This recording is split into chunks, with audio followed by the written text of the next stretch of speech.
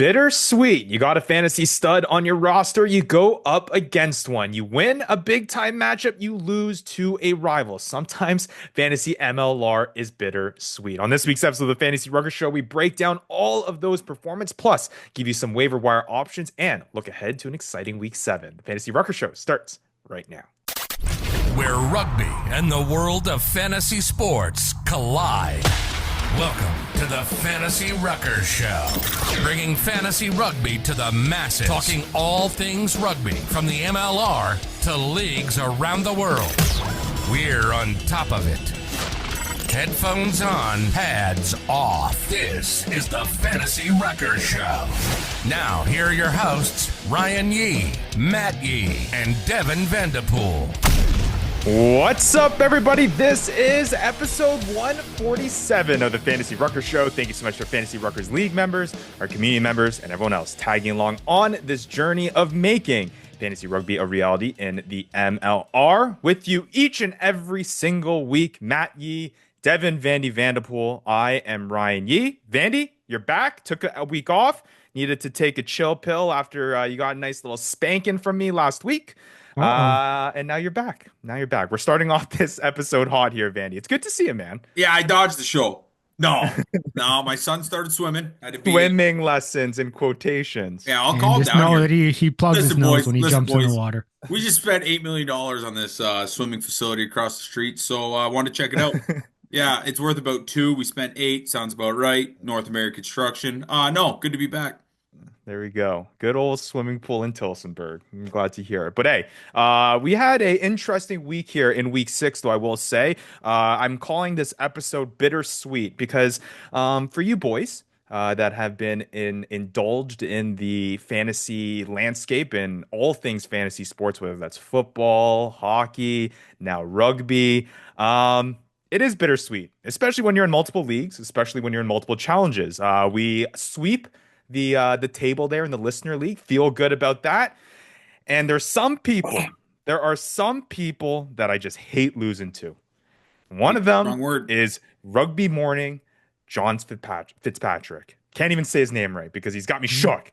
Yep. And we fell short by less than 3 points there in the Fantasy Ruckers League. I thought we had him this time. No, we gotta take that on the shins. We made roster decisions. We could have won that one. We could have won that one. But we're back at it. So that's the bitter part. Again, the sweet part, the listener league. And we'll get into the weekly challenge because that's another sweet part. Oh, I got something for you, buddy. Cannot wait to talk about. Last thing here, though, we do have a jam-packed episode. Stick with us here. We're going to break down week 6 and all the matchups. We had a full slate of matches, 5 in total, all on Saturday. Quite electric stuff. Got some waiver wire options. Got a preview to what's to come here in week 7. We're just flying through this season, boys. Can't believe we're already in week 7. And we also got a little bit of betting to talk about because I think Vandy and I found a cash cow here this Major League Rugby season. But I do need to give a shout out to some of our listeners, some of our viewers, some of our league members, because some of our newer members, especially who are trying out fantasy MLR for the first time, I see a comment in our Discord. This fantasy thing is hard. I played fantasy football before. I've played other fantasy sports before, and this is very, very hard. I want to find the exact quote that we got from our Discord. I think you got it. But that's basically exact quote. This is really hard. That's basically what was said. It was. I can't find it.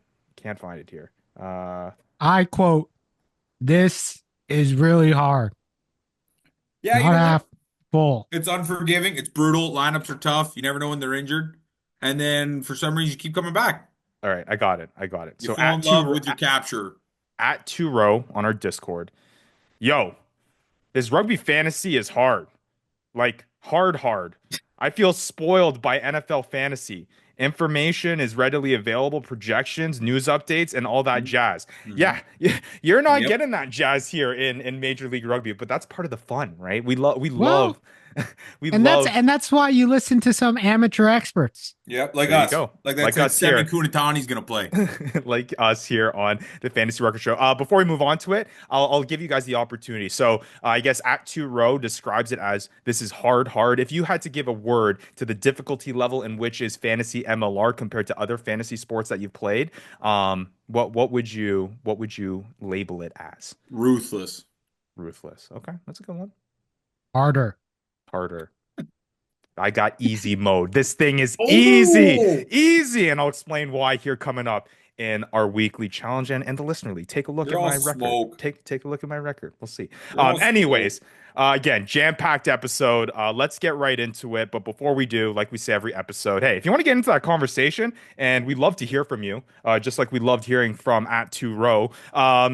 Join our Discord community. The link is down below. And while you're at it, like, subscribe, follow, do all that good stuff on our social media channels. Hit that bell here for the YouTube channel. Follow that and subscribe to that podcast. The support goes a long way, and we really do appreciate it. Lots of fun content coming out there every single day when it comes to fantasy MLR from start to the week.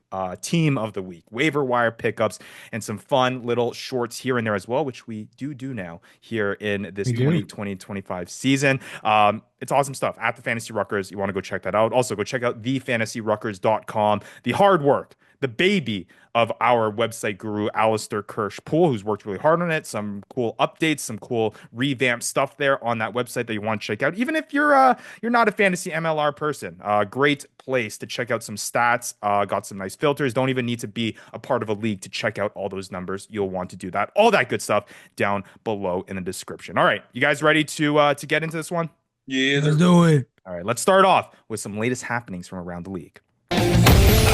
News dump. All right, it is time for our TFR news dump where we break down all the latest happenings from around the league. It does seem we are getting a little bit quieter and quieter as we get into the thick of the 2025 MLR season. We had a trade and a signing last week. This week, it's been radio silence, crickets, when it comes to roster movement across the league. But we do have some accolades to dish out. And the first one is your Utah Warriors, Vandy. The Utah Warriors are the fourth team in MLR history to reach their century MLR game. 100th game played by the Utah Warriors in their away matchup against the Seattle Seawolves. Vandy, great game. congratulations to your boys. 100 games. That's no short feat. Good stuff. Any words that you have to say to your Utah Warriors boys as they hit this huge milestone? Shield next. Oh, I like it. I like it. They're looking pretty good, and we'll break it down in that matchup that is just to come. I do. When I saw this stat, though, it absolutely blows my mind. One, that I guess now Utah's the fourth team to do that, and where we've come from with this league. But I think the bigger picture is that we talked about it a couple episodes ago. The fact that Dylan Fawcett has as many MLR games played as four teams in the MLR. Great. Like that guy, a career alone, has more games played than seven other teams in the entire league. Entire squads. Yeah, that's actually Incredible. pretty wild when you say that. Right? The Butcher, one of the best fantasy front rowers of all time. Had a nice week to take off here with Chicago on bye. But nonetheless, congrats to Utah. Four team in MLR history. Let's see it coming as more teams make that milestone. Lastly here, not MLR related news, but we do love talking about local rugby around North America. And Women's Elite Rugby has started, which is cool to see. The upper professional tier of women's rugby here in North America. They announced their broadcasting rights recently. DAZN. They'll be on there for free. DAZN. A lot of people, I know Canadians, Vandy, you're familiar with DAZN. Big DAZN guy. Yep. Yeah, lots of fights on there, right, Vandy? You love fighting. We Lots know of that. football. But a lot of people didn't know what DAZN was here in the US. But hey, now they know, and that's where they can check out WER. I know there's been a lot of rumblings and messages and chatter about, hey, the fantasy Ruckers need to take their talents to the WER and start a fantasy WER. Well, think about it. How much time do you think I got here? Well, we'll see. But hey, we are the masterminds of fantasy rugby here in North America. I'm coining and Mastermind. giving our name. That's what we are. And hey, maybe we need to take the product to the women's side of things. Show the women's rugby game some love as well. But hey, either way, exciting stuff. Big step up here for professional rugby, both on the men's and now the women's side here in North America. All right, let's move on here. I've been waiting for this segment, and we got to get right into it. Oh, come on. Don't worry, Vandy. Oh, I'm having a tough goal. You'll be all right. Hear ye, hear ye, hear ye, hear Can we ye. just drown that out? All right. We'll just talk Hear over it. ye. Matt, from now on, we talk over it. Deal. Hear ye, hear ye. Here is Supreme Commissioner Yee with a Fantasy Ruckers League update. You ain't talking over this one because we like to talk about the weekly challenge here in this segment of the show. No, I don't think we do, actually. I think we got way bigger fish to fry this episode. No, we love it. I've been having to spend the first this isn't really first a big 5 fish.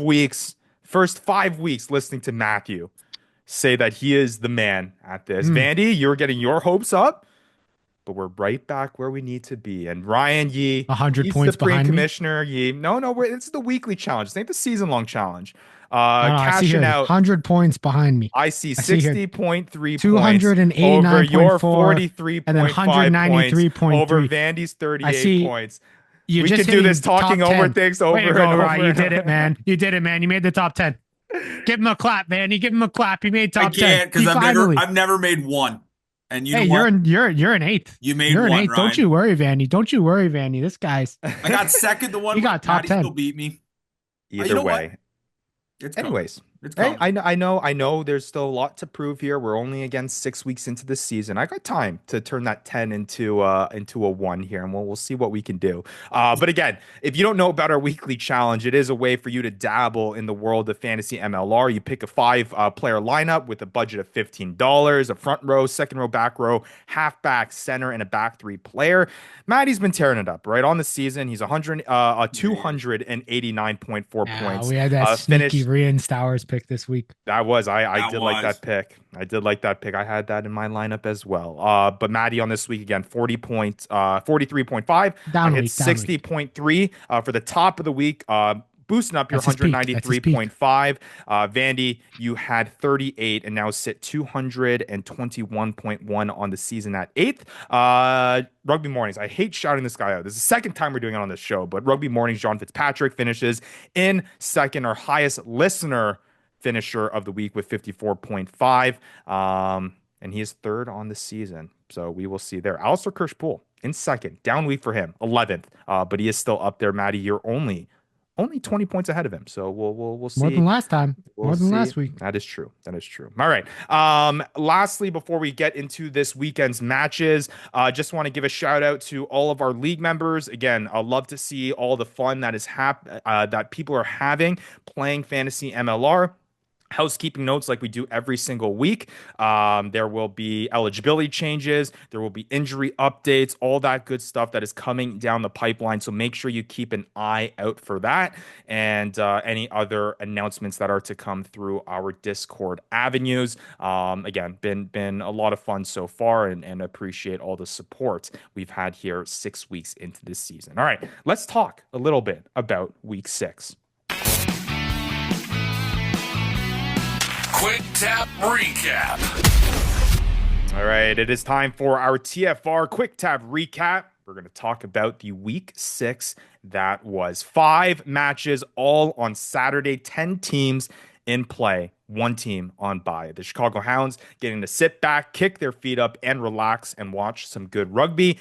Overall thoughts on the week that was before we get into each match, boys. I thought it was a pretty exciting weekend of rugby. You know what? You see points like that, and you just immediately think fantasy. It's true. You see major scores like that, everybody's happy. You still might lose, but at least you scored a lot, and that always feels good. Yeah, I just gotta say, I told you so. Yeah. And why don't we get right into it? Because you did tell us so, Maddie. Last episode. You can pull out the tapes. Let's get into the first matchup of the week. Saturday, 5 p.m. Eastern time, Old Glory DC taking on the New England Free Jacks at home. Every year we seem to have one of these matches where Old Glory, Oh, New England go head to head, wasn't like and the other. Old Glory just loves to show up for the Free Jacks. 28-14 victory for Old Glory DC over the reigning MLR champions. Before we get into our Team of the Week honorees, which we have a whole bunch to dish out in all 5 matches of this, Maddie, thoughts on this one? And I guess overarching statement is, what is your confidence level with Old Glory DC? And what is your sound the alarm level when it comes to the New England Free Jacks? To me, it felt a little bit different this loss here to Old Yeah, Glory DC. this one wasn't the same as the last ones. The last ones were nail biters. They were tight. This one was just Old Glory DC just gave him an absolute beating. I mean, look, there was no point in that game where Old Glory DC looked like they were going to lose or looked like they were out of control of that game. Mind you, I think Old Glory DC is going to go back and say, like, I they definitely have some areas to improve. Their offense still has times of sloppiness, but I mean, look, you think of all facets of the game: defensively, set piece, um, offensively. Old Glory DC just dominated, and Yeah. frankly, like once it got to the point where Old Glory DC kind of knew where New England Free Jacks were at, Old Glory DC just kept pinning New England Free Jacks deep in their end, and New England, their offense was brutal, and they just couldn't find a way to get out. Their kicking was lacking accuracy. Their passing was lacking accuracy. Yeah, I got to agree with you, Ryan. It feels like this is different. It feels like it's might be time to sound the alarm with this New England Free Jacks team. Well, I like So what Old Glory did too early in the first half with, taking those penalty kicks just to stack up Yep. some points. Robertson was Yep. really good from the boot. So, Yeah. 100%. no, for sure. And you know that, it does feel like we mentioned last week, Maddie and Vandy, that there's something about this match where Old Glory just loves to show up for yeah. this one. Yeah. I guess then to allude back to my question, Maddie, first we'll start with the New England Free Jacks. In terms of a scale of 0 to 10, what's your kind of your worry level when it comes to this squad? I mean, I get it. We've said it, and we've said it multiple times on the show in the past about this New England team has had an act in the past of starting slow, but I don't know. This one, again feels different. yeah. What place are they in? Right, third. Third place, two and Uh, three, point differential of -35, got 11 points on the season, sit 5 behind Old Glory DC with the same number of matches played. Look, I'm worried, but on a scale of 1 to 10, it's like a 5 maybe. Only because, frankly, the season doesn't really matter. Like Yeah. they can finish. Like you look at the rest of that Eastern Conference, NOLA Gold will continue being inconsistent. Anthem will not be kind of in a playoff spot. They'll be competitive, but they won't be in a playoff spot. Miami Sharks are the Miami Sharks. Um, and frankly, the top 4 from each conference or whatever, like when you have that many teams making it, all they need to do is show up for the playoffs, and we've seen them do that. So I'm not too worried from a like actual MLR season wise. From a fantasy wise, though, I've got to have you like I got to have some concerns. Like this is like they're not the same kind of juggernaut when you look at fantasy players and like, Mhm. hey, I want a piece of that New England Free Jacks offense. I want a piece of that New England Free Jacks like back row. Like it's not the same, or it doesn't feel the same. All right, well, let's flip it on the other side. Old Glory DC. I mean, we have been on the record here on this show saying that we weren't necessarily excited for Old Glory DC. Not many flashy moves when it came to the offseason. When it comes to their confidence level, how much has that gone up for you? They sit second in the East, 3-2 record, 16 Doesn't mean points. much. And I guess further extently, is your confidence level in their fantasy assets gone up, or does it remain the same for you? I don't know. I look at it fantasy wise. Like you look at a score like that and the way that they played, and you still look at top fantasy point score, 15.2 points. Mhm. Like, and it's not like they're racking up a lot. Their offense is good. Like it looks very good at times. I just think it's not to the point where you look at it and you're like, this offense is explosive. Like you Yeah. look at the Yeah. San Diego offense, for example. Like I look at the San Diego offense and there's so many guys there that just get an opportunity to go. How And much? I don't see the same from Old Glory. What's interesting is when you were looking at these standings, like Western Conference, Eastern Conference kind of Classic. like it's like a Eastern like Conference you is look at so all the doo-doo. you look at the Western Conference and you're like, I want a piece of every single one of those teams So and just how doo-doo. electric they play. It's like, oh, okay, like you go down the list. I'd like all of that. And then you look at the Eastern Conference and whether they're good or not, again, to your point, Maddie, about like from a MLR sense, like of course the Chicago Hounds have showed up, but it's just this gritty style that this Eastern Conference seems to play Yep. that isn't very reflective in fantasy Floppy style.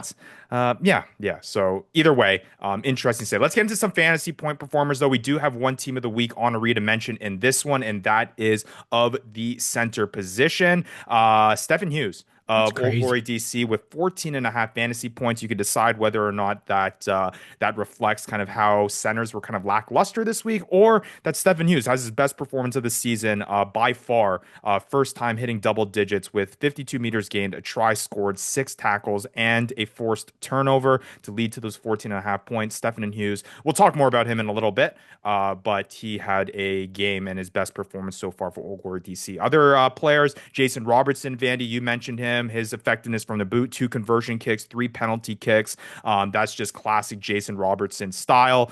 3 out of his 5 performances this year now have been in double digits, as consistent as it comes when it comes to a guy that you know is going to be in the lineup each and every week as long as he's not injured, a guy that you know is going to be kicking each and every week as long as he's not injured, and a guy that's going to get you double-digit fantasy points when you start him, as long as he's not injured. So interesting there. Axel Muller scoring a try, kind of saving his fantasy day with 11.6. On the New England side of it, not really many guys. You got Quatrin, who cashed in for his, I believe, first try of the season. Quadruple single.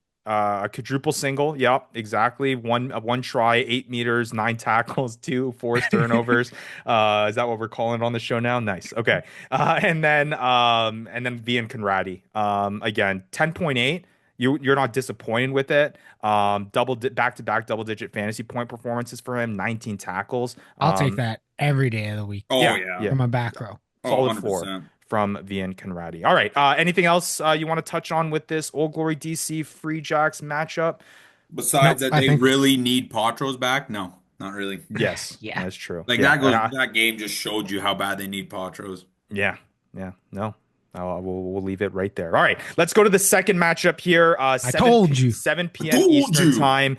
Anthem Maddie, you Rugby did. Carolina at home, taking on the Houston Sabercats in what was probably the most thrilling matchup of the weekend. And I mean, I think this is going to be the theme that is Anthem Rugby Carolina all season long. They are so close. They are so close to getting that first close, franchise yeah. victory. I was at the point, right? I'm watching this game and I see Jake Turnbull score that try with what, 2 minutes left. Oh, when he subbed, And, yeah, he subbed in, yeah. as the producer of this show, I was like, we're gonna get friend of the show Jake Turnbull on this week. I'm gonna shoot him a message on Instagram. We're gonna talk about the first win of Anthem Rugby Carolina, him coming off the bench, scoring the game-winning try, And penalty. and then David Kutzer decides to slot in a free kick to win it with what? I guess like 10 What was seconds it, a left. knock on with like 2 minutes left? I didn't even know what the penalty call was, I but think it was a knock on, I think. Knock either on and offsides or something like that. something like that. No, they Either kicked way, it to him. Houston ends up winning by 1 point in a scorcher. You're talking about fantasy points. This one had them all 46-45. I believe there were like 7 tries scored, I think, on Houston's side, all by different people. Anthem, what was it, 5 tries, 6 tries, 7 tries on their side too, maybe. It was incredible. You wanted a piece of this match when it came fantasy wise. But before we get into fantasy performances, though, just thoughts on this one. I just want to Yeah, shout I mean- out real quick. When I placed that, I know we're getting into our betting segment, but I just want to say that I placed a bet. We'll talk about it later. And Maddie goes, all I'm saying is Anthem can expose Houston through the centers. And I was like, okay, I feel good about the spread. And Ryan goes, they're going to get shit kicked. And so then I was feeling bad about the parlay. I just want to say shout out Maddie. Great call on the Anthem Rugby cover. We'll get into it later. Just had to give a guys flowers. I mean, they didn't do it that way. They didn't do it through the center. Surprisingly, Lords you Vanderskip didn't, but- actually had a decent defensive game in the outside center, so they didn't do it that way, but they found a lot of other ways to do it. And yeah, I mean, look, their set piece is working. It's there. Like it's not Yeah. getting absolutely blown out. Um, I think the one thing I'll start on the Houston side is like I had this feeling that they were going to run away with it really early, and I was concerned, Vandy. I was a little concerned, and it felt like Houston was just kind of undenied when it came to that kind of any maul inside the 22. Like Seth Smith was just eating today, Yeah. or in that game. Um, but yeah, it was just Carolina just kept coming back. Like it was crazy. Like defensively, they look pretty awful. They're still getting beat around the outside. They're not making the right decisions to pinch and when to kind of stay and cover and shift or drift, I guess. Um, but yeah, it's just like, yeah, I don't know. I honestly was watching this game. I was like, I can't even make sense of what's happening here, of why so many points are being scored right now.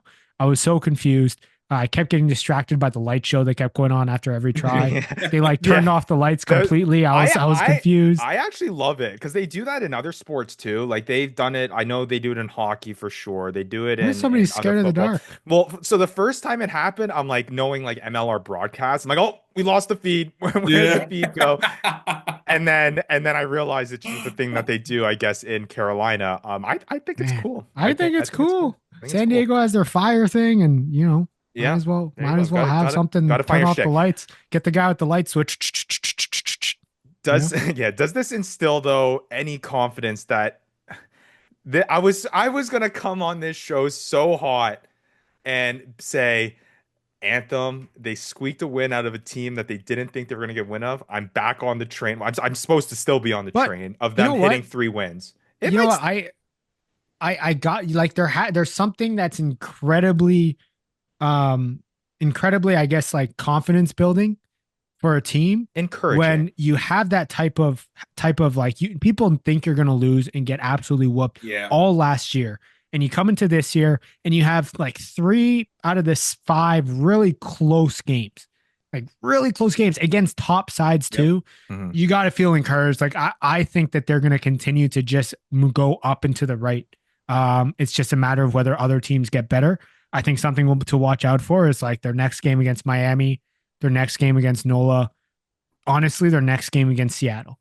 What I about think those are ones to definitely watch. What about New England? Potentially New England. I don't know. It's Yeah, kind of tough. Seattle, New England are kind of tough, but yeah. like Miami, NOLA, I can see it. All right, let's talk about some fantasy point performers. In this one, where you're getting tries from just about everywhere, you have no shortage of double-digit fantasy point performers in this one. I'm doing the math here. Over 10 double-digit fantasy point performers in Crazy. this one. Juan D. Oliver, let's start off there. 18.6 fantasy Oh, points I called this from the too. scrum half. You did call this one. I told you guys to pick him up in waivers. We I said did. he's probably going to start. We did prioritize. You did say that. You did say that. And then we're sitting there. We have Richard Judd. We see that Richard Judd is not in the lineup. And then Connor Tupai, of course, gets snatched up quickly. And then Juan D. Oliver is sitting right there for us. We're like, why not? And he ended up being the top scrum half of the Uh, week. Dish out our scrum half team of the week honoree to Juan D. Oliver in his very first start of the season. Icing on the cake, right? He starts at 9. I In the know, I last know. 20, 15 minutes, moves on to the wing. Oh, and It's that's where he scored his felt like try. it was the Nate That is, Oxberger yeah. days again. That's where he scores his try. He gets what you would expect from a scrum half in the beginning of the match, right? 100%. Gets his 3 try assists, right? And then he caps it off with that try there on the wing. Other guys to mention on the Houston side of things, David Kutzer. I mean, David Kutzer is so good. So good. What did He's they coming say up about on- him on the game when he scored? I think they were like Davy Coates like death and taxes. Yeah, there you go. It He- really doesn't get any more Now you know why they had him on the bench, just in case. Just in just case. in case. Bring him on and all of a sudden he's doing Doing Davy crazy Coates things like hitting the game-winning penalty kick there. Also got a shout out Emmanuel Albert, which we'll get into more 50 caps. here. 50 caps. Congrats to him. Later in our waiver wire segment, Seth Smith, start of the week for us. Cool to see him. I know he's an avid follower of this show too. Really appreciate his love when he's Love you liking and all of your our hair. yeah, he's got to be one of the best characters in all the MLR. I'd love to have him on the show at some point. On the Anthem side of things, though, Clive and Laubster, 12.8 for him. Sam Gola, is Big this a comeback game? Is it a comeback He game? looked Well, great, man. you know As what's is. crazy? You move him back to the second row, Mm-hmm. and then he has his game. I mean, nothing crazy, like 13 tackles, 15 meters game. The tribe really helped him out. Yeah. But yeah, I mean, Almost had 2. you gotta hope that he's coming back. Yeah, 12.4 on the season for him. And then we'll shout out Jason Tidwell as well for 10.9. Got to give a shout, though, to Mitch Wilson. I don't think the 10.3 that No. he scored, I agree. I know that's a lot of that coming from the kicks, doesn't really reflect how impactful he was in He- that game. When I said before the game that like Storty was gonna go for it and have a game, like Mitch Wilson took that over, Yeah. and he took whatever space was given to him, and just extended it every time he got the ball. It was crazy. Yeah. All right. Anything else left for this matchup before we move on to the next one? I just want to shout out Jeremy. If I'm going to butcher the name. I think it's like Misalelu or whatever. Yeah, you almost got it. Got the try in the corner. That guy should have 3, man. Oh my Yes. gosh. Those Yes. place kicks were Did that cross heel kick not look like it went right through his hands? Like it looked Oh like my it was God. like a receiver The catching first a one pass. was brutal. Brutal draw. Yeah. Terrible luck. The one, he had the guy on fingertips. I don't blame him on that one. Third one, money. Yeah, it was But- crazy. It was like watching a receiver drop. You know what? I do love how Houston, it feels like they have a game plan for every single team. Like they didn't try that once against us. They just, I don't know. You know what? I love a good game plan. And whatever they were doing there, he was open every time. There you Because go. Alatimu. Because Altimu, yeah. There Altimu, you go. yeah.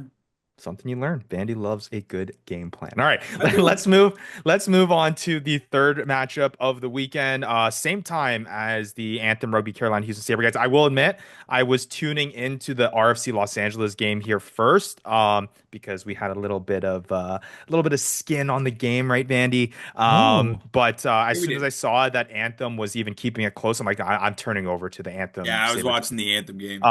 But either way, this one was interesting. RFC Los Angeles coming away with the win here, 31-24, visiting the NOLA Gold in the Big Easy, 31-24 victory.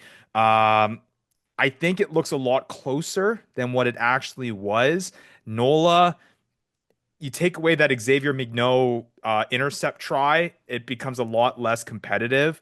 Okay, you had flashes of guys that looked pretty solid, but I think, again, this is what's going to hamper RFC Los Angeles. They make a lot of mistakes, but they are also the only team in the MLR that can take it from their own 10-meter line and go across the field and score a try within 5 minutes. But is that something you agree with, Maddie? Yeah, I don't care. Like RFC Los Angeles is so exciting to watch. Mhm. Like you just look at their style of play, and it's like such a free flowing, quick, fast pace. Like if you're a guy that's trying to get into rugby and you want to watch some really exciting rugby, RFC Los Angeles is like, they just play. Like they just play. It reminds me so much of watching like Southern Hemisphere rugby. Like they just play. And I love to see it. I absolutely love to see it. Look, like NOLA is, I don't know. NOLA is just going to be a hard team. Like they probably could have won this one as well. Like if they just were a bit more consistent and more accurate in the red zone, like inside the 22.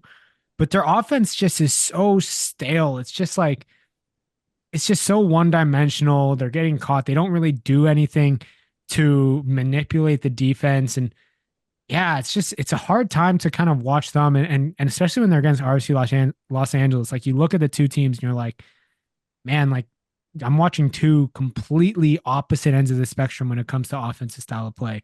But yeah, good on RCLA. I think they needed that win. Yeah, yeah. And I've obviously I've been on the wagon since the beginning, but man, my confidence is brewing here with this LA Since the what?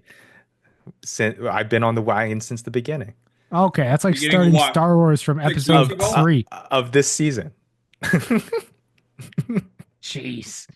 Um, Jeez. Either way, been on many shows saying that I am looking at LA Many to shows. win this thing.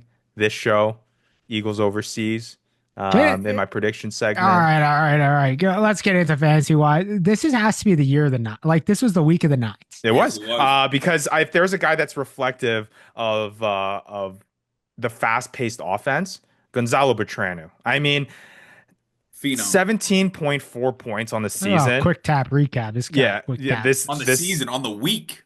Yeah, I mean, we should that should be his middle nickname. Gonzalo Quick Tap Recap Bertranu. He can Yep, it sponsor this. flows. He can sponsor this segment. Two tries scored.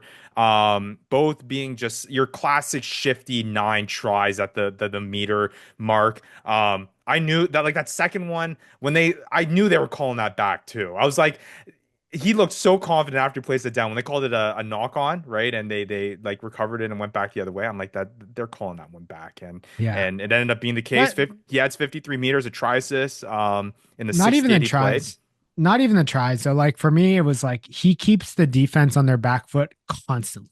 Hmm. Whether that's a quick tap off the penalty, whether that's sniping off the ruck, like he is always keeping them on the back foot. And yeah, he's crucial to this offense in the way that they play.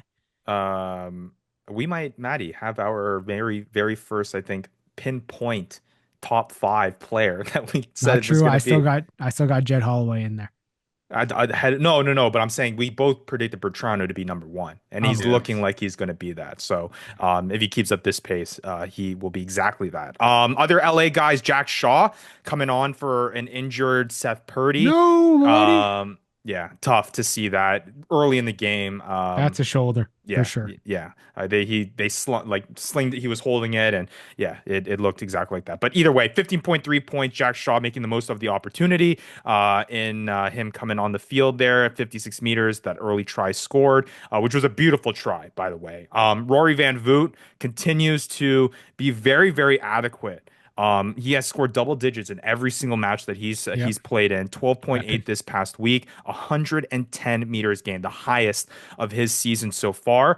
Again, the question still, Evan Bruin, on when are we going to see Reese McDonald come back into the picture here? But LA has been doing quite adequately with Rory Van Voot there. It's going to be interesting to see how they approach that and what goes on with that situation there. When it comes to the NOLA side, the biggest performer is going to be, of course, Xavier McNoe when he scores a 20 or an 80 meter, basically stolen, intercepted pass and takes it to the Yep. house with 93 meters gained there. Only had 56 minutes played, but he does have 3 tries in the 4 matches that he's appeared in so far this year. And then also Alex Lopetti, obviously the big benefactor of that set piece, kind of being productive there with the 2 set piece tries. Alex Kinda. Lopetti, 12.2, 10 meters gained, 2 tries, like I said, and 4 tackles.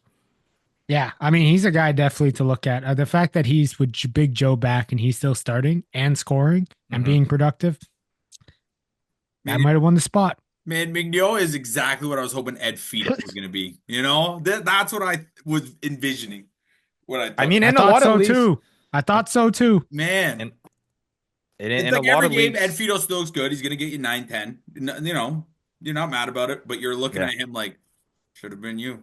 Don't worry, he'll pop off soon, and you'll be happy when you have him for his 3 try game at some Yeah, point this I'll bench season, him for which I that may week. not Watch, have. that's my luck.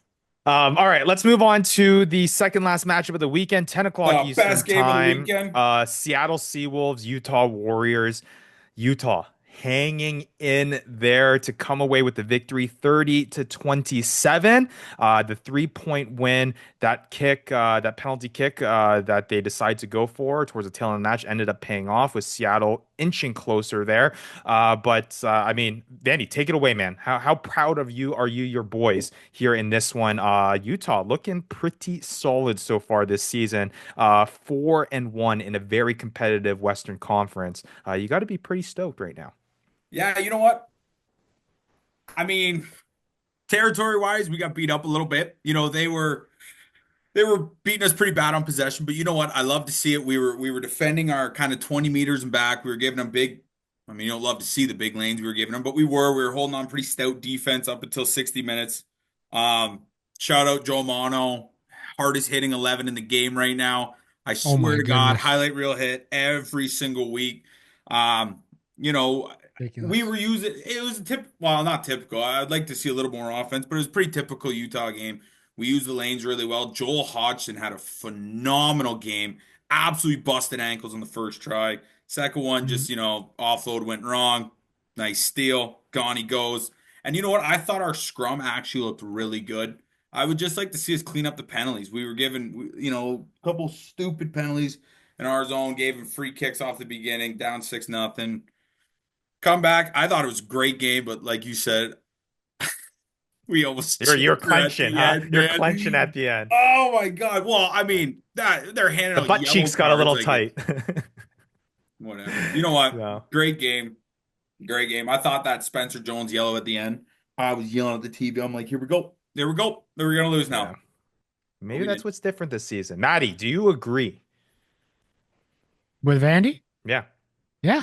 Hey, he's got it spot on. I don't have to add anything to Vandy's game time analysis, especially when it comes to Utah. Uh, Vandy's crushed it. How sweet does it feel, Vandy, to not only see your man, your myth, your legend, Joel? Joel Hodgson Joe doing Peterson? Joel Hodgson, yeah, Mm-hmm. doing Joel Joel Hodgson Peter. things, and not only on top of that, but for you to now have him rostered on your listener league Yeah. thing, you scoop him up after people doubted Joel Hodgson. They were hopping on the D'Angelo Leila train, who on Who his is own is doing sick? quite well in Penalty the kicks? center. He's sick, man. But Joel Hodgson, to see him back at the 10 position, Maddie and I were on last episode talking about just how incredible he moves the ball. I mean, Oh, give it to me as a guy who absolutely loves this man. I mean, how electric is it to see him doing those things and having him on the fantasy team that you have him on? He's I your mean, king. He's your it's having king. on games like literally on games like that, it's having your cake and eating it too. You pull out the fantasy win, Utah pulls out the win, and you're like your guy on your team pops off for your team. Like it's just, it's a few times that everything just kind of goes together. But the big thing that I loved is like winning this kind of game. Games in the past we'd be getting smoked and then, we'd make it something at the end, within maybe a try or something. But this game, we never really had the right to even have the lead we did with the possession and everything. We were just making the most. Jordan Trainer had a couple great runs too. But just to win those games when sometimes at times it doesn't feel like you deserve it, you know what, those are the best wins in sports. Hey, good teams find a way to win, whether it's pretty or Right. not. They find a way, and Utah's certainly looking like that. Before we move on to fantasy performers, Maddie, quickly your perspective on the Seattle side of things. Tough season right now. Grim. Yeah. They're sitting at 1-4. I mean, in what world did I think that the New England Free Jacks and the Seattle Seawolves, two of the most prominent franchises in all of MLR, would be struggling the way they are? Seattle finds themselves in a tough Western Conference, and yeah, they're in last place right now in fifth. Yeah, just grim. Like Yeah. you look at both these teams and you just see a lack like a lack of accuracy from quality sides. Like these are sides that pride themselves on the fundamentals, pride themselves on the basics. Like these guys are going to get those little things right. And you're just not seeing that. It's surprising. It makes for a more exciting season. So I'm not complaining. And yeah, but I'm happy to see Utah win. I think Utah deserved that. I thought it would have been more of a statement win if they didn't let Seattle kind of come back in that second half. But Yeah, hey, I agree. it is what it is. Dub's a dub. Can't do much about it. Obviously, the loss of Mac Mason has something to do with It's Seattle. In your opinion, though, Maddie, what is the lineup here? What is they I tried the mean, Rodney Iona, Eddie Fuche, fly half center yeah, tandem they this switched past them week. around. What do you do here at Seattle? Like, what is the back line that you're supposed to go? I get it. Dan Creel is I think most likely injured. They haven't officially announced it, but he hasn't been in the lineup for the past few weeks. And it sounded like he was a late scratch from the game that he did miss. They've had Devon Rousseau, who has looked good. They're at the center position, but I think the biggest question is sitting at that inside center fly half situation they have right now. Yeah, I think to me, like Foucher's got to be a 10. Iona's got to be a 12. That just makes a lot more sense just with the way that they play. Devon Rousseau, I like him at 15, but Duncan Matthews is coming back into form. Like kind of looking at fantasy numbers, like 7.4 fantasy points, 78 meters gain. He's coming back into form even after getting absolutely smoked by Joe Mono. So yeah, I don't know. It's tough to say. Like, I think really where they're struggling is they're not getting that same like explosiveness from their back three. Yeah. Like you look at their back three, you think about last year, Inafuti, a guy who was a must-have, Jade Steidling, guy who was a must-have, Tony Pulu at times, a guy who was a must-have. Creel was playing great. Yeah. What's Look, interesting is Mika that Kruse. Now it's like Mika Kruse looks good at 11 for them. He looked good this game, but he hasn't been like he True. looked really like a lot better this game, I'm biased, but man. he hasn't been incredible this year, which was surprising as well. Like you thought they don't have any issues at center. Like maybe do they go with the Devon Rousseau at 12, Mika Kruse at 13? Because Vandy, Mika Kruse at 13, like that's a deadly Big weapon boy. right there too. Yeah, interesting. All right, let's get into the team of the week honorees here. Let's dish the first one out to front row team of the week, Liam Yeah, Coltman, this guy's a sick. looking like a Utah set piece is stud. sick. Yeah, 13.3 fantasy points for Liam Coltman. Scores a try off the set Um, piece, 18 tackles to add onto that for again 13.3. Keep Liam going. Coltman, the former All Black. I mean, what a pickup by the Utah Warriors. Just I it's think guys they like say that. former All Black every single time they talk about Oh, they're going yeah. to try to hammer that home as many times as they can, but deservingly so. I I mean, to love it. have a guy, and that's the one of the difference makers, right? When you have a guy that He's a has been at monster. those stages, like he's going to have a cultural impact on your squad, right? Like Dude, he's been there, done that. Liam Coltman is an excellent addition, not only from a fantasy sense, but just from a rugby sense for the Utah Warriors. And then we'll also shout out Joel Hodgson. We've talked about him a lot here, but deservingly so. 26.6 fantasy points is our fly half of the week. Didn't even take kicks. He kicked towards Nope. the end with the one penalty kick. D'Angelo Leila seems to be the kicker when they yep. are both on the field. With They Joel Should really Hodgson both didn't picking continue miss off to the till be on the like other. the field. Houston game. Like the Yeah. guy is just money. He's unreal off the boot. I get it. Joel, hey, you know what? I'll still play him at 10 every Yeah. single week. No Yeah. problem. The ball movement. It's Mhm. electric with Joel Hodgson at the 10 position. Other fantasy performers in this one. We got Mika, or excuse me, from the Utah side, D'Angelo Leila, like we mentioned, 10.7 fantasy points for him. Dylan What's Nell, crazy? He's gonna 10.3. get center eligibility soon, and you're Yes. gonna be marking him as your kicker on your team. Oh, it's Yeah. gonna be money. And I mean, imagine having him having a 10. Utah's on bye. You just put your 10 as a kicker. Yeah. Yes, sir. He's been Yeah, having a good season. crazy. Three out of the past five fantasy performances has been double digits, and he was hovering around that in rounds 3 and 4 when he was at the fly out position. But he's looked good at center. He's looked very Yeah. good at that center position. On the Seattle side of things, Rickard Hatting. I mean, Saves it with a try. saves with a try, 13 fantasy Good for points, you. best season or best match of the year so far. One try, 23 meters gained. Vandy, you mentioned Mika Kruse, 12 and a half for him. Malachi Esdale, he has Called another it. pretty solid performance this week coming off the bench. 12 fantasy points with 49 meters gained and a try. All right, you ready to go to this last matchup? Yeah, Let's boy. do it. All right, San Diego taking on Miami at home. San Diego taking care of Wagon. business. 31-12. If that's not reflective by the team of the week honorees that we're going to mention here in just a sec, you're going to learn about some of these guys. Maddie has been high on this tandem, the second row, back row tandem as well. But I guess I don't know if there's much to be said about it. It's really what we expected. San Diego, electric. Miami still figuring things out. Maddie, thoughts? San Diego is like you watch this team and you realize like this is the top team in the league. Like you watch them and you just know offensively, holy, like I don't understand how they create so much space for their guys all the time. Like you look at a guy like Brian Stowers, like you look at how much space he had to run, it's just ridiculous. But that's not even what necessarily is the most impressive thing to me about the San Diego team. In this game, I think I saw the best out of all the games is just how connected they are on defense. Like if you just watch, they play a defensive style that's a lot different than a lot of other teams in this league.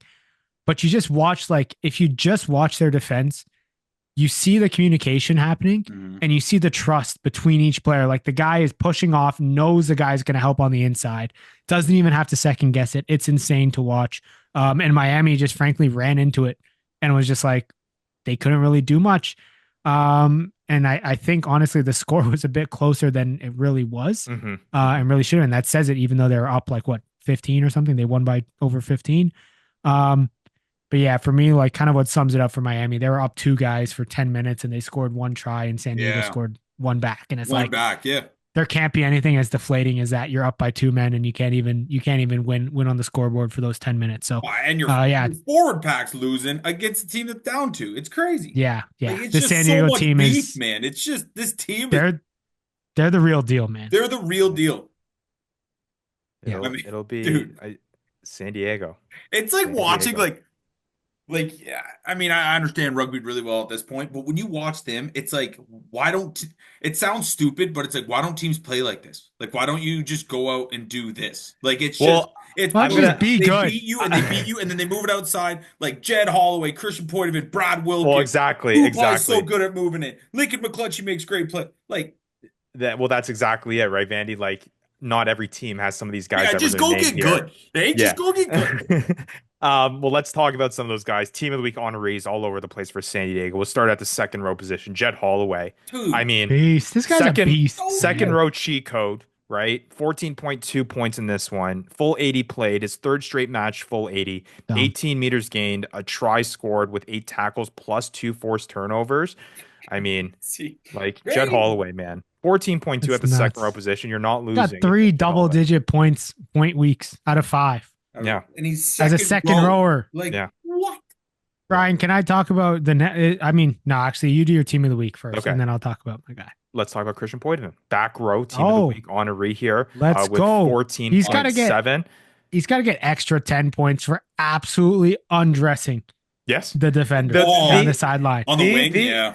the moves that this guy has for a back row player, Dude, like, out, in. Like, Can you imagine being the Dude. opposing flankers and looking directly into the eyes of Christian Poitevin and Brad Wilkin? What are you supposed to do? yeah. One guy's kissed with fire. Dude, you look One at that guy's guy, got luscious locks point of it, you look in the and a face, and you know jawline he's like a going through you. stone. Yeah. He's just going through you. That's why when or stepping you and you're stepping you. scared. You're scared to get run You over. think he's going so to you're go through getting you, and then he stepped. steps you, and then goes through the bigger of the two guys. He's like, yeah, that's what I do. Ridiculous.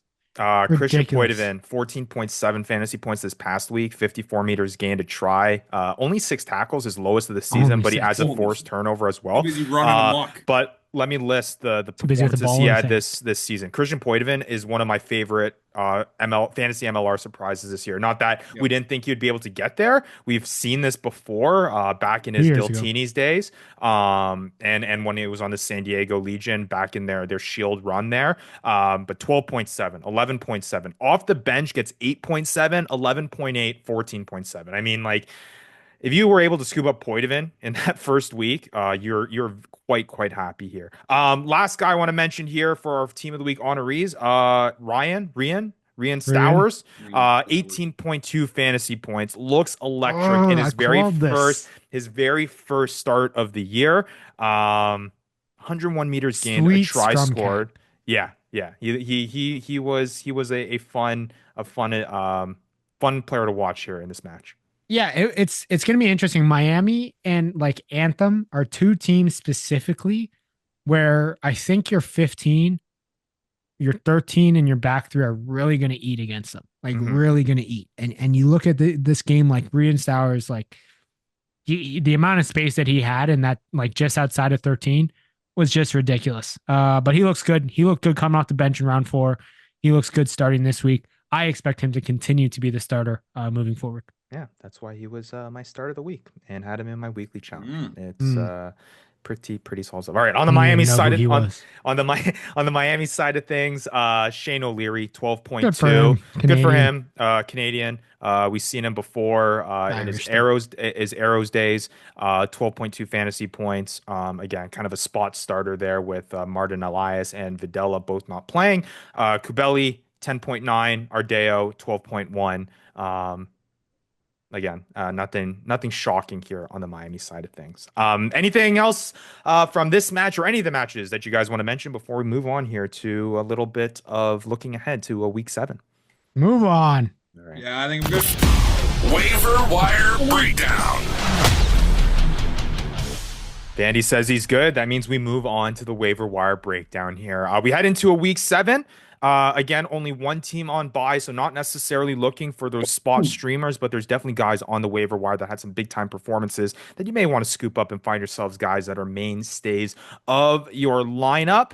Why don't we get right into it and let's talk about the front row position here. For me, I'm going to start off here, guys. Karan Van Vuren is a guy that I've been preaching on the waiver wire for quite some time. Yes, he has. People aren't listening to me, but there's a reason. I get it. It's been Got lackluster. 1.5 points last week. I get it. I get it. But he Or is no, much before that, the ma 4.9. the mainstay starter there for Well, the before that, Seattle 3.7. Seawolves, 43% owned. He goes up against Anthem Rugby Carolina. If there's a bounce Oh, back game to man. be had one, it's going to be this one. Karan Van Vieren.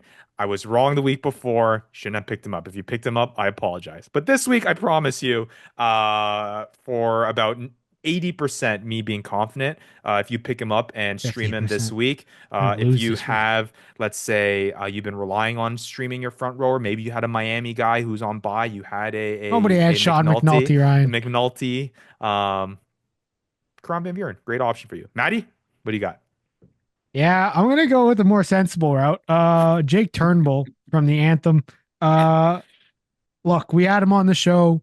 He is just consistent, just consistently 4 points all season long. He'll get you that every week, and sometimes he'll pop off with an eighter. And he came off the bench and got an eighter. Now, I just think, look, he's really good with the ball in hand.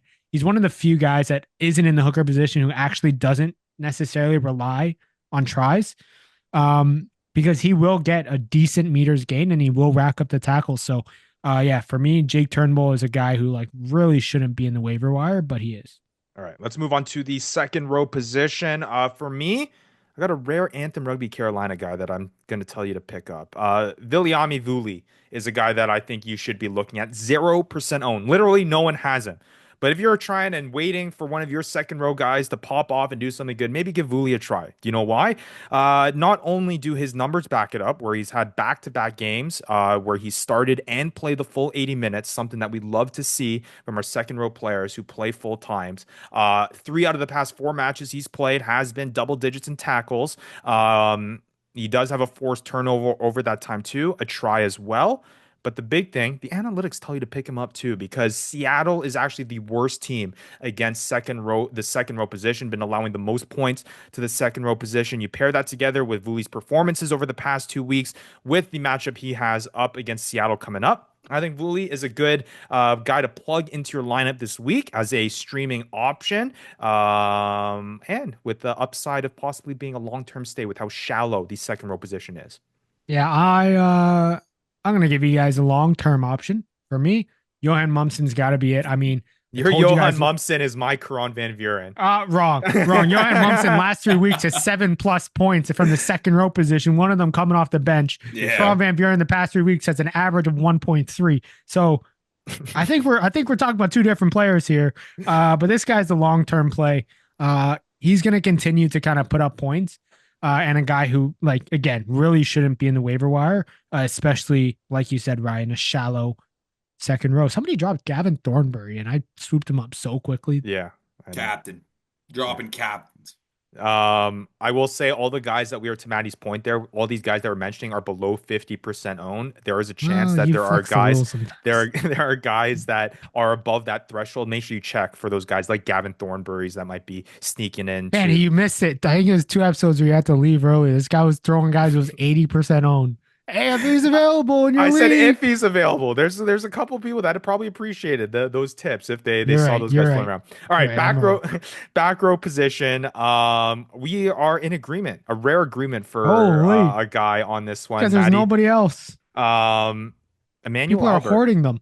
Yeah, people are holding that. Emmanuel Albert of the Houston Sabercats has been having a low-key, pretty solid season, especially in the past 2 weeks. Kind of similarly to the message of Viliami Vuli. Past 2 weeks, 80 minutes played, has 18 and 19 tackles respectively in rounds 4 and round 6, and has scored 16.5 in round 4 and 12.1 in round 6. So, and you had 2 forced turnovers in each of those matches as well. Emmanuel Albert, I think, only 29% owned, is definitely a guy that has long-term appeal.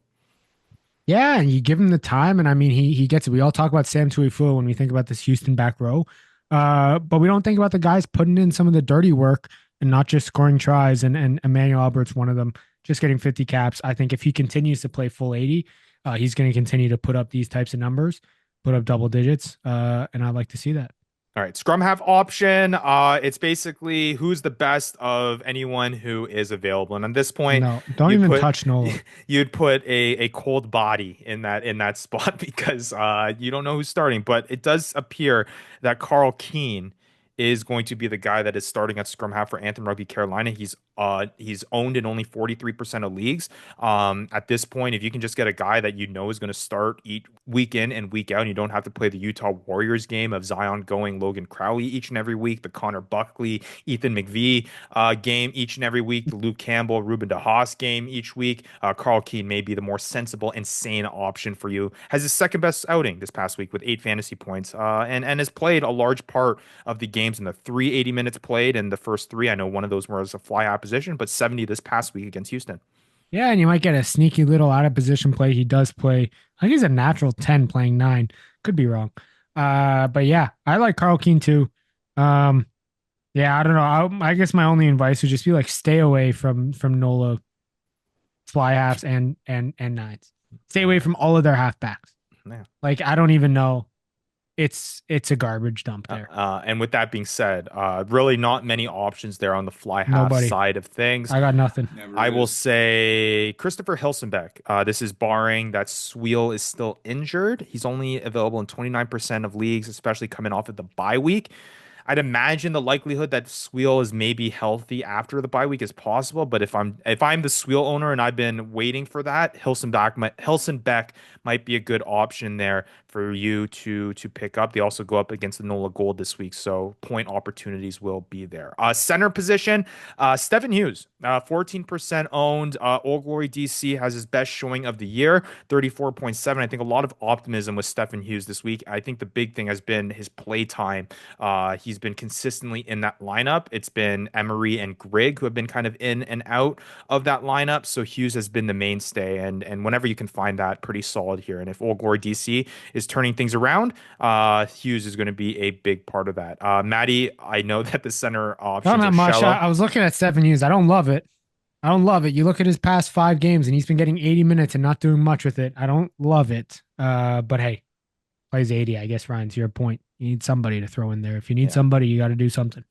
That is true. I've refrained and bit my tongue from my weekly Isaac to Tamaki PSA because he looks okay. He looks okay. He's just not getting the points to produce for it. But I know he's going to score a try at some point, and he'll look all right. Yeah, you won't. I will say that like Tion Lutz got to be cautious with him. I think San Diego might have found a lineup that really suits them, and Tion Lutz doesn't seem to be a part of it.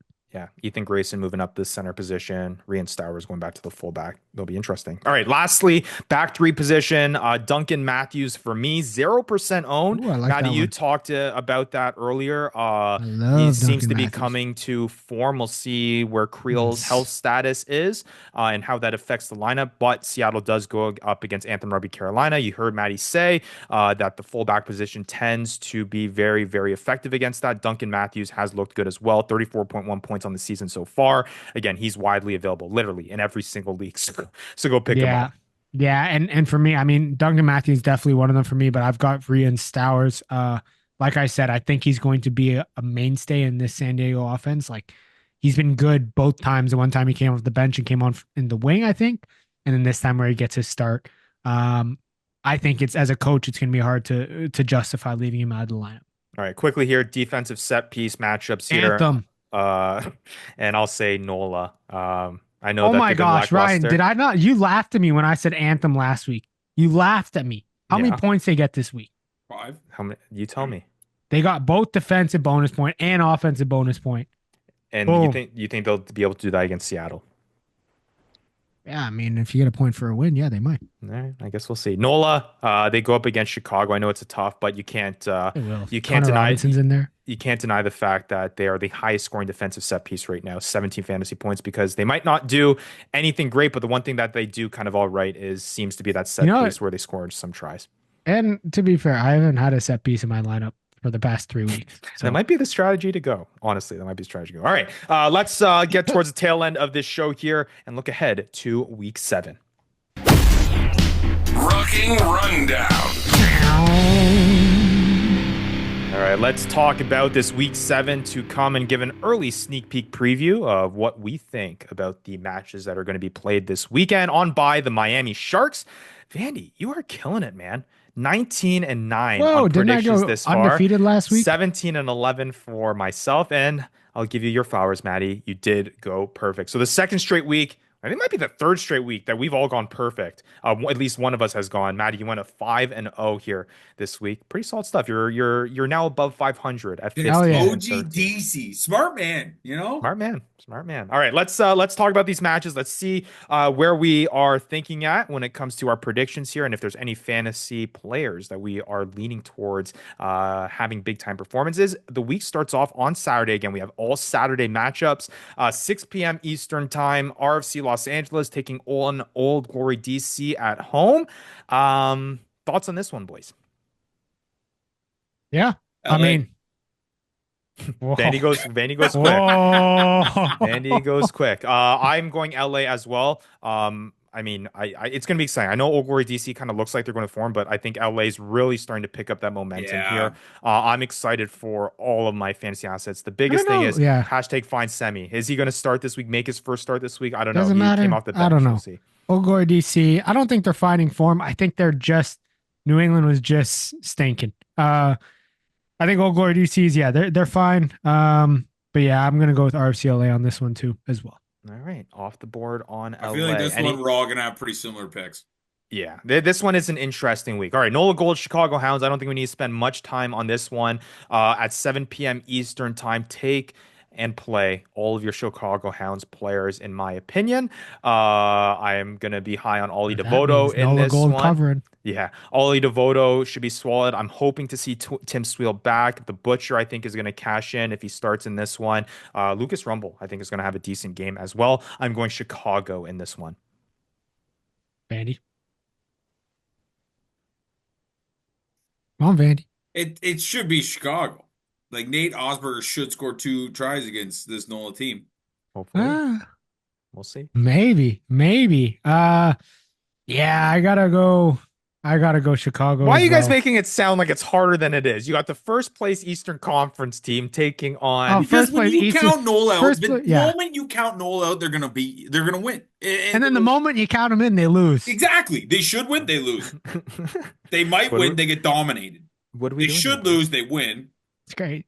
Yeah. But do you know what? I'll say this. Chicago's defensively is too good for this NOLA offense that is too stale, too stagnant, too one-dimensional. Definitely, I would stay away from some of your NOLA backs outside of Xavier Mignot for Chicago. I just think they're going to rack up a lot of tackles here. All right. And they're going to get a lot of tackles here. So am I assuming correctly that we're going Chicago across the board in this one? Yes, sir. All right. Next one is at 8 p.m. Eastern time. Houston taking on San Diego at home. This one's going to be an interesting one. This one's going to be spicy. I think it's going to be exciting. We know that the Legion can score points. We obviously know that Houston can score points. Let's see whose defense kind of steps up big here. But I'm playing. There are a decent amount of points to be had in this one. I'm excited with both my fantasy assets on either sides of these teams. But I think San Diego at the end does come out on top. It's hard to deny right now the top team in the Western Conference. Yeah. Just expect a lot of work from the San Diego kind of forward room, like Jed Holloway, Brad Wilk, and Christian Poitevin. Those guys are going to have to put in some work in the end room, put in some work in the dirty areas around the fringes, what this Houston team loves to play in. But yeah, I'm going San Diego. Right, Vandy? Oh. Remember, you got a 19-9 record to withhold here, so just make the smart play here, Vandy. Yeah, you know what? Because don't make the smart play. Make the fun play. We're not going the smart play for next game. Yeah, let's go San Diego here. All right. Seattle Seawolves, Anthem Rugby Carolina, the next matchup. You know what I'm doing? Saturday, 9 p.m. Eastern time. I'm doing? I'm going Anthem. The two teams at the bottom of respective conferences. What do we think is going to come out here? I'm going Anthem. Anthem. Yeah. Anthem. You guys convinced me. I'm going to go Anthem too. They got to get a win. I thought this is where I could maybe get another, one up from you guys, but I think we're all thinking the same thing. I think they looked so good with like Mitch Wilson back, Lobster at 10. Sam Gallo was playing great. They're an I want to easy see. team to I like, want you to know? see. Aside from my book it bets that has Carolina winning three times this season, I just they're a hard team and a story to not love. And that you just it's like a guy that's been beaten down Yep. over and over and over again. You want to see him just be victorious one time. Or you watch him get Come on. beat down again. Or you just watch him get I beat guess up And we'll again. see. Either way, I'm here for it, but I think We'll see. Carolina. There you go. and yeah, I agree. Guys to watch: Duncan Matthews, Malachi Exdale, and Junior Goffa. Ooh, Okay. Goff, Junior I like it. Goffa, I think, is going to be a guy to watch. All right. Last matchup of the weekend, Utah Warriors taking on the New England Can't Free believe we're all Jacks going the same at teams this week. home. This stinks. This does stink. Either way, New England not looking so great. Utah looking fantastic. Saturday, 9 p.m. Eastern time. I think D'Angelo Leila is going to have a very good game in this one. He's got a tough matchup. Based on the analytics, the New England Free Jacks has been allowing the most points to the center position. Maybe a tough matchup. Yeah. It is a tough matchup, but we'll see. I'm going Utah in this one. I'm excited. I'm excited to see Utah kind of keep on building this momentum. It's been fun to watch. Can't wait to see who Joel Mono blows up this week. Yeah, give me my boys. Yeah, Utah. we're going Utah as well. All right, all five of us, That or all stinks. three of That us, all the stinks. I same. don't even like it. I thought I was getting cute with Carolina. We're all thinking the same thing. I had Seattle written down, but I'm the guy who's been the most highest on Anthem, and I can't let. I'm not gonna have a potential San Diego If situation they with get LA. one of their three against Seattle, that'll be something I never saw coming, Yeah. at the beginning of No, the year. wasn't on my bingo card to start this year. All right. So we got all of us on LA, all of us on Chicago, all of us on San Diego, all of us on Anthem, all of us on Utah for week 7. All right, let's talk a little bit of money to wrap up the show. TFR Betting I'm getting hyped with you boys. I'm getting hyped. The TFR Betting Challenge presented by Betstamp. Betstamp Betting made easy. We've partnered with our friends at Betstamp to give our listeners, viewers, and league members the best new user deals at sportsbooks available in your area. Check out the link down below to cash in on some new user deals and get some free bets to move along here and get in on the action of MLR, because if Andy and I have not proven to you that the Major League Rugby is a cash cow once you get on the beat, you can do it. And Vandy proved it the most this past weekend because he goes sneaky with a nice little parlay between Four-legger. RFC LA covering, Utah San covering. Diego covering, Utah covering, and Anthem covering. Cashes in with what, like $60 on that one with the $5 bet. You add that with the money line win, right? Money line for Spread. But the shout out to spread for you. LA. The call on the spread and the you took money line too. That was a smart one. Double down. I took The the money spread. line actually had good money to it. I wish I did that. I looked back on it and I'm like, man, I should have put a little bit more. But hindsight is 2020. But hey, we're both in the positive. Andy, you're $96 on the year so far that you've won. $31 for me. So technically you are winning the betting challenge as of right now. But we're both winning here. Both winning a little bit of money. Got a pretty grim there, at least Yeah, for you me can win here. enough to pay This- me, bud. To start off the year. All right. Well, let's go to our correspondent and betting lines expertise. Guru. Yes. Yep. Maddie, Let's what not do even we- touch Super Rugby this week. Six Ooh. Nations is done. Premiership's back. We don't got to touch them. We're just worried about MLR right Okay. now. Okay. Yeah, I got the lines for you guys. So I got the lines right here. They sent them to me early. What are you laughing? No. Old Glory DC versus RFCLA. Crazy. They have Old Glory DC as the favorites to win this. I am hammering that RFCLA. I would be so shocked. Oh yeah.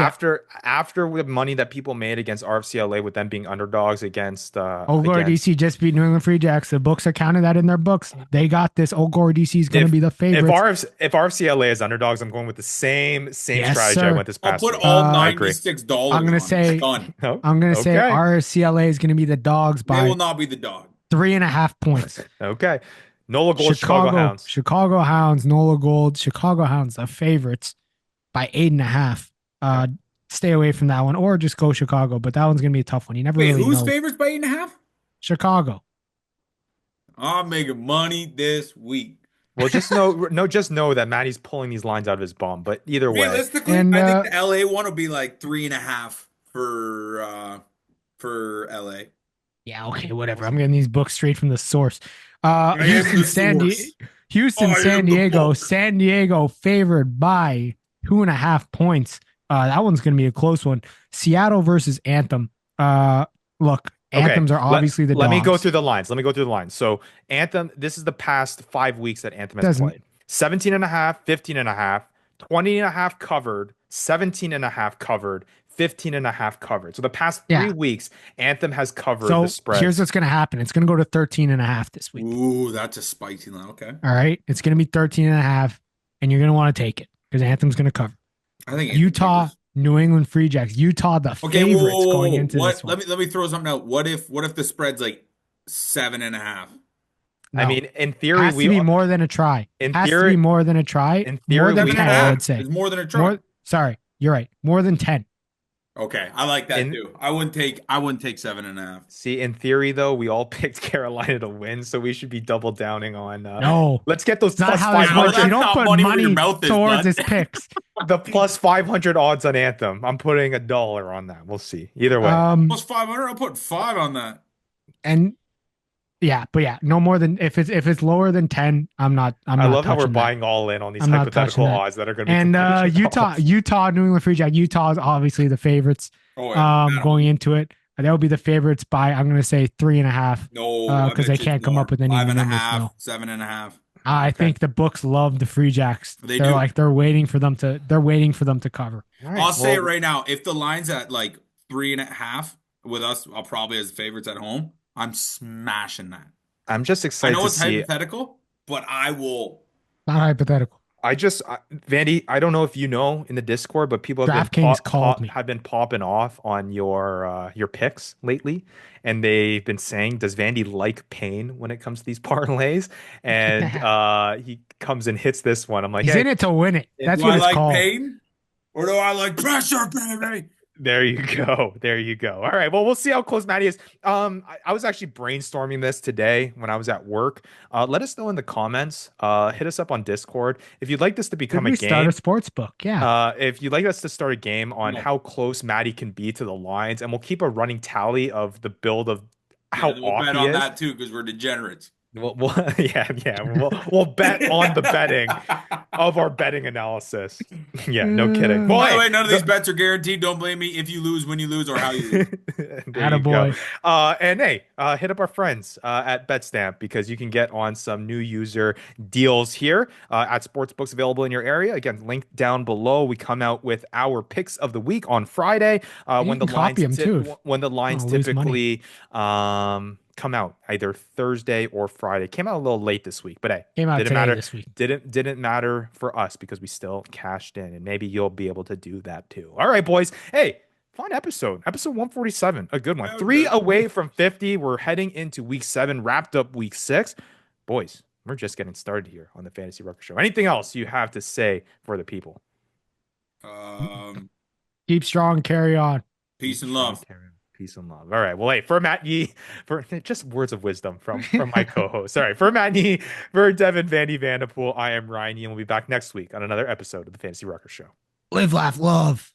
You've been listening to the Fantasy Ruckers Show, bringing fantasy rugby to the masses, covering everything rugby from the MLR and beyond. We hope you enjoyed the show. Make sure to like, rate, and review, and be sure to tell all your friends. We'll be back soon, but in the meantime, connect with us on social media at the Fantasy Ruckers. Till next time, this is the Fantasy Ruckers Show, signing off.